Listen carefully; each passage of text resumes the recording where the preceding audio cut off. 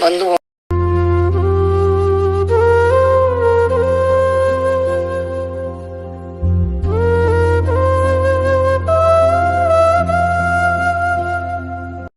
दोस्तों नमस्कार, आदाब, सत श्री अकाल। आप देख रहे हैं द संविधान टाइम्स, क्योंकि हम अन्याय के खिलाफ हैं, क्योंकि हम संविधान के साथ हैं।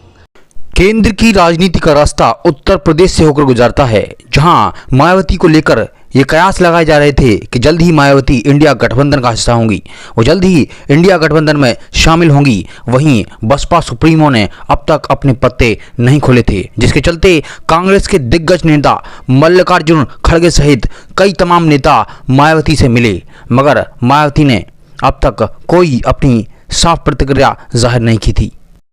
इंडिया गठबंधन को उत्तर प्रदेश में मजबूती मिले, इसके लिए मायावती का साथ आना कांग्रेस के लिए बेहद जरूरी और अहम हो जाता है, और इसीलिए कांग्रेस के दिग्गज नेताओं का मायावती से मिलने का सिलसिला बदस्तूर जारी है। वहीं मायावती ने अपने पत्ते खोलते हुए इंडिया गठबंधन सहित बीजेपी को आड़े हाथों लिया। प्रेस कॉन्फ्रेंस के जरिए बीजेपी द्वारा इंडिया को भारत और भारत को इंडिया लिखे जाने जैसे संवैधानिक नाम में छेड़छाड़ करने को लेकर मायावती ने इंडिया गठबंधन सहित बीजेपी को बुरी तरह लताड़ दिया, और इंडिया गठबंधन का नाम इंडिया रखे जाने पर भी उन्होंने तीखी प्रतिक्रिया व्यक्त की है। देखिए रिपोर्ट। मीडिया बंधुओं, जैसा कि ये विदित है कि भारत अर्थात इंडिया देश का चिर परिचित व गरिमा में संवैधानिक नाम है तथा परम पूज्य बाबा साहब डॉक्टर भीमराव अंबेडकर के इस पवित्र मानवतावादी व जन कल्याणकारी संविधान से अपने देश के सभी जाति एवं धर्मों को मानने वाले लोगों का अपार प्रेम, बेहद लगाव एवं सम्मान है, जिसे बदल के व छेड़छाड़ आदि करके इनकी भावना के साथ कोई भी खिलवाड़ करना क्या ये उचित व न्याय संगत है? जबकि इस मामले में हमारी पार्टी का ये मानना है कि ये कतई भी उचित व न्याय संगत नहीं है, अर्थात ये घोर अनुचित है।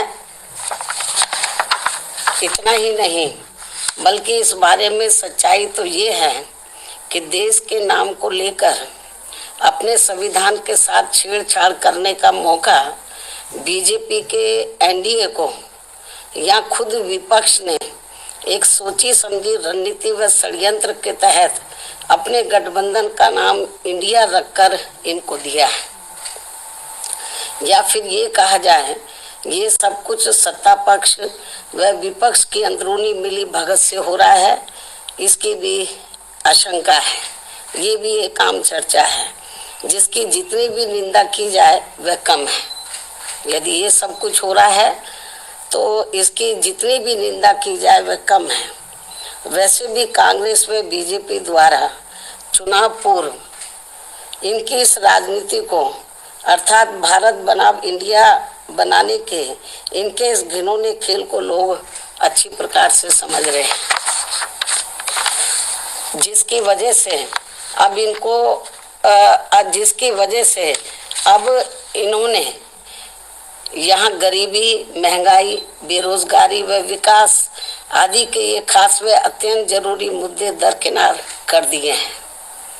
इसलिए हमारी पार्टी का इन दोनों जातिवादी, सांप्रदायिक व पूंजीवादी गठबंधनों से दूरी बनाए रखना पूरे तौर से सही व जनहितैषी भी है।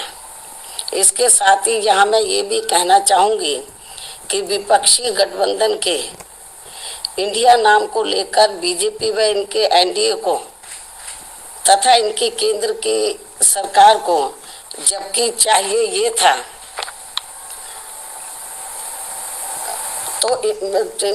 इनको चाहिए ये था कि इनको लगे हाथी इसके विरुद्ध माननीय सुप्रीम कोर्ट में जाना चाहिए था,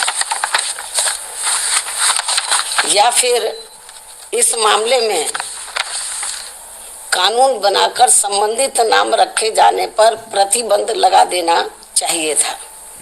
किंतु ऐसा न करके अब इसको लेकर जो संकीर्ण राजनीति की जा रही है ये ठीक नहीं है, वह जन विरोधी भी है। इसलिए ऐसी स्थिति में हमारी पार्टी ये चाहेगी कि अब माननीय सुप्रीम कोर्ट को खुद इसका संज्ञान लेकर यहाँ ऐसे सभी संगठनों, पार्टियों व गठबंधनों आदि पर तुरंत रोक लगाना चाहिए जो विशेषकर अपने देश के नाम पर बने हैं, वरना फिर अपने देश की गरिमा को भी काफी ठेस पहुंचेगी। इतना ही नहीं बल्कि विपक्ष व अब सत्ता पक्ष द्वारा भी अपने देश के नाम पर की जा रही इस स्वार्थी व संकीर्ण राजनीति से फिर अपने संविधान के साथ आए दिन छेड़छाड़ करने का किसी को भी खुला मौका मिल जाएगा। अंत में अब मुझे पूरी उम्मीद है कि माननीय सुप्रीम कोर्ट इस मामले का खुद संज्ञान लेकर अपने संविधान के साथ किसी भी पार्टी व फ्रंट आदि को छेड़छाड़ करने का मौका नहीं देंगे। इस खास अपील के साथ ही अब मैं अपनी बात यही समाप्त करती हूँ। धन्यवाद।